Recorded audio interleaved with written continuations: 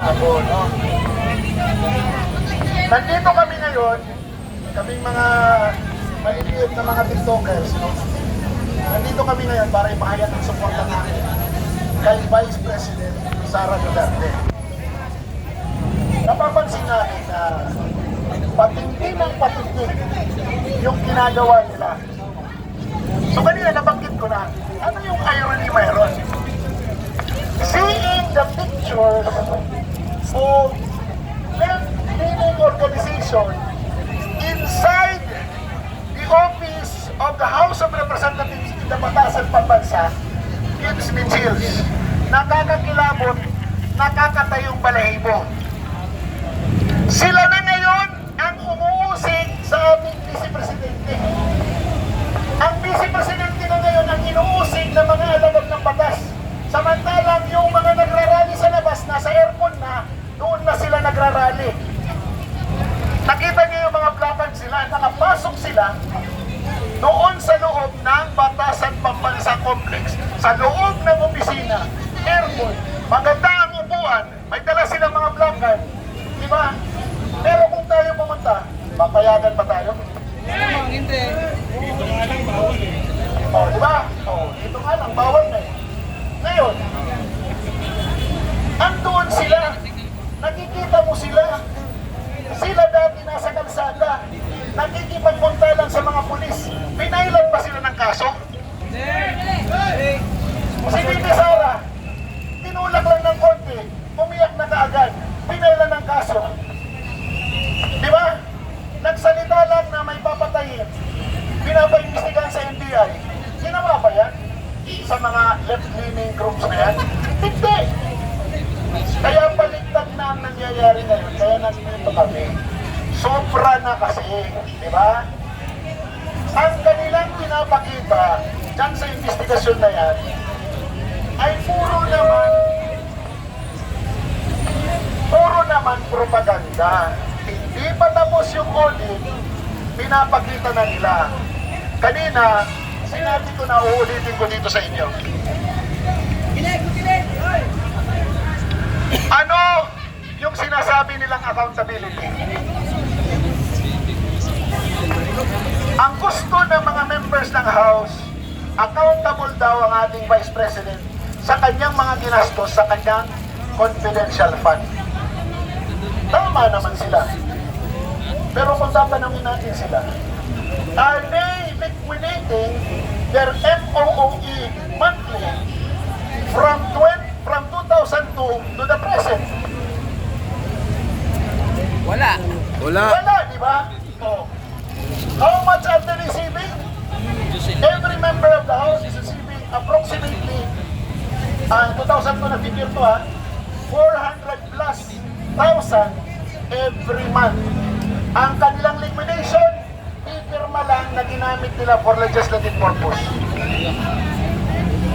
Now, if each of them will be accounted sa kanilang mga 3 terms na pagsisilbi, that is amounting to 113 million bawat isa sa kanila. Meron ba silang resibo na may papakita? Wala. Anong pinagsimulan yan? Yung resolution ng Pertending Lacson. May certification. Certification, liquidation. Tapos, ang confidential fund ng Vice President, yun ang pagdiniskitahan nila. And, to tell you the truth, magsabi na yung hindi naniniwala, maghanap kayo ng confidential fund na liquidation na hindi nag-pass in audit. Maghanap kayo ng intelligence fund at confidential fund ng mga local government units na hindi nag-pass ng audit. Hanapin nyo yung mga liquidation ng mga nakaraang presidente kung merong dyan nagkaroon ng AUM at nagkaroon ng notice of disallowance. Nagkaroon kasi ng special audit para sa confidential fund para nga mahanapan ng butas for impeachment. The long and short of the story, nagkakagulo tayo sa ambisyon ni Speaker Martin Romualdez na maging Pangulo using technical tactics.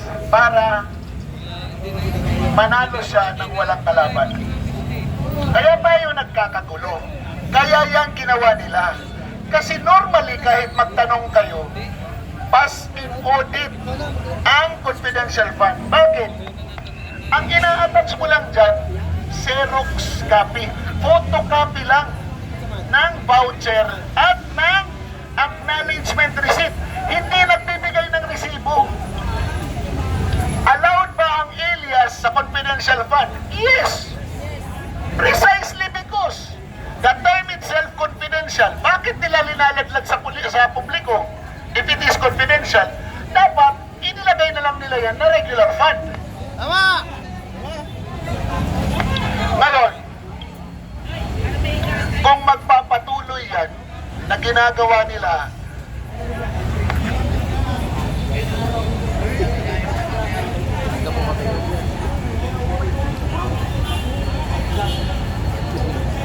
Baby, resign! Baby, resign! ano nila yan eh? Baby, resign! Ba't nila yan eh? Puno ng camera yan. O ngayon, kung, talagang tumigil ba siya para picturean kayong lahat? Para picturean lang tayo. Baby, resign! Akala niya takot tayo. Di ba? Alam niyo bakit alam ko? Sa mga nakakarinig at nakakakita ngayon dito na kilala ko, alam nila yung sinasabi ko na alam ko. Congress! Bakit alam ko? Kasi alam ko. Di ba? In there, in this, in that. Ngayon na lang ako nagpagabay.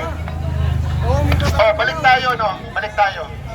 Ngayon, tayo na mga Pilipino, lalong-lalo na yung mga takot na magpahayag ng kanilang damdamin, dapat ngayon ang pagkakataon na makiisa tayo.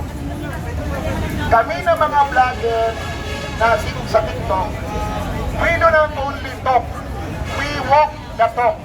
Ginagawa namin yung sinasabi namin. Maraming nagcha-challenge at nagsasabi na pupunta ka ba sa People Power? Of course!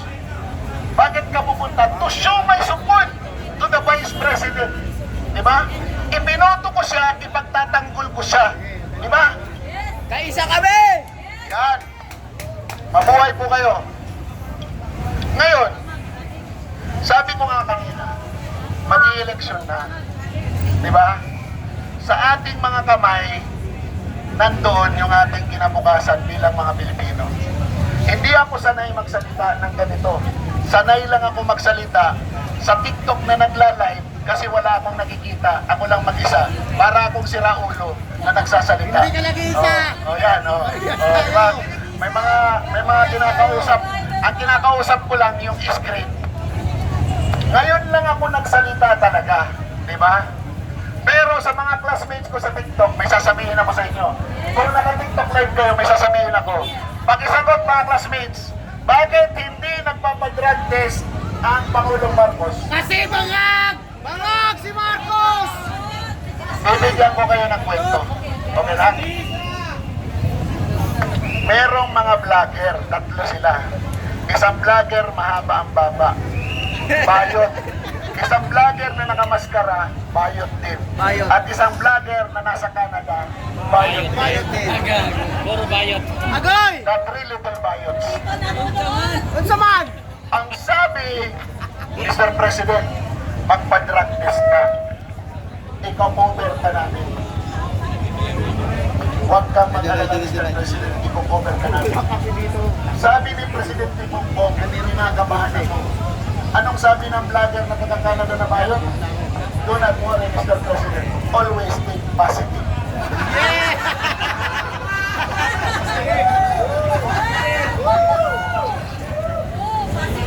Ayun. Tinanggal silang tatlo, nandyan na lang sila sa TikTok pangalan-kalat. Kasi sabi nila, Mr. President, always think positive.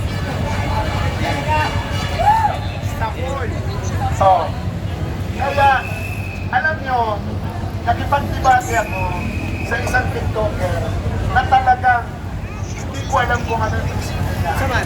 Tinanong ko siya at itatanong ko sa inyo, tatanong ko sa lahat ng mga audience nyo. What is the legal impediment for the President to take a hair follicle drug test? Meron bang legal impediment? Wala. Wala. Alam mo ang ginawa ng vlogger na yun? Ipinakita niya yung foot niya sa screen ko. Tinanggal ni TikTok kasi 4 na beses pinakita yung kanyang puwet habang ako nagla-live.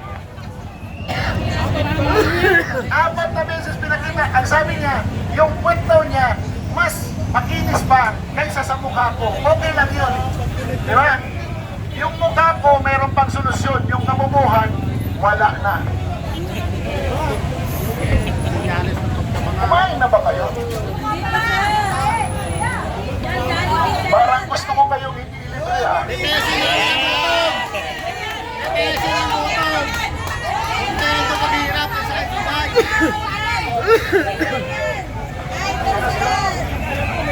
Ano no?